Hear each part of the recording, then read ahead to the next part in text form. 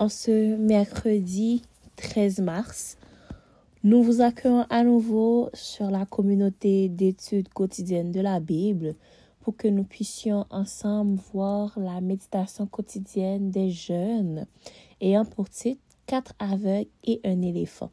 Le texte de méditation se trouve dans 2 Timothée 3, verset 16.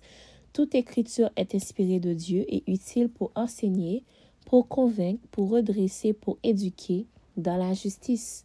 Une parabole hindoue décrit l'expérience de 4 aveugles avec un éléphant. Dans sa bonté, le roi leur accorde le privilège de toucher son éléphant, apprivoiser et de se faire ainsi une idée de ce à quoi ressemble un éléphant.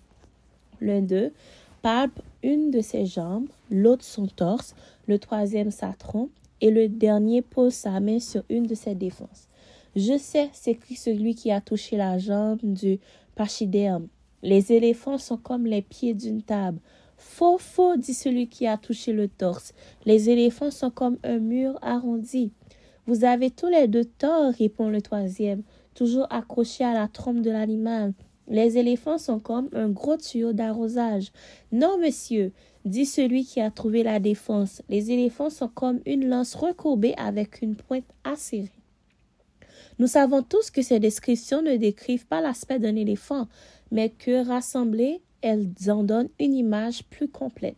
Il en va de même pour les Écritures.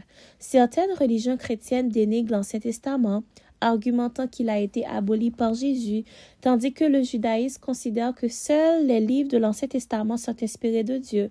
Tous deux ne considèrent qu'une partie d'un éléphant sans tenir compte de ses autres caractéristiques. T'es-tu déjà demandé pourquoi Dieu voulait parler par l'intermédiaire de différents auteurs? Parce qu'un livre de l'écriture isolé des autres ne contient pas l'ensemble du message qu'il veut transmettre.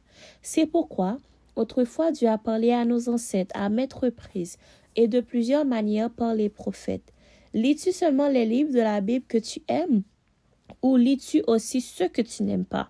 Peut-être t'es-tu plus d'une fois arrêté aux Chroniques ou aux Lévitiques au cours de ton année biblique, mais ces livres, comme les autres, ont des trésors inimaginables pour ta vie spirituelle.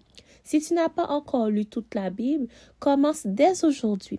Et si tu l'as déjà fait, que penses-tu recommencer? Je sais que ce serait une expérience merveilleuse. C'était la méditation des jeunes ayant pour titre 4 aveugles et un éléphant. Le texte de méditation se trouvait dans 2 Timothée 3, le verset 16. Toute écriture est inspirée de Dieu et utile pour enseigner, pour convaincre, pour redresser, pour éduquer dans la justice. Merci d'avoir participé avec nous à la communauté d'études quotidiennes de la Bible. Nous vous donnons rendez-vous demain pour une nouvelle méditation. Au revoir.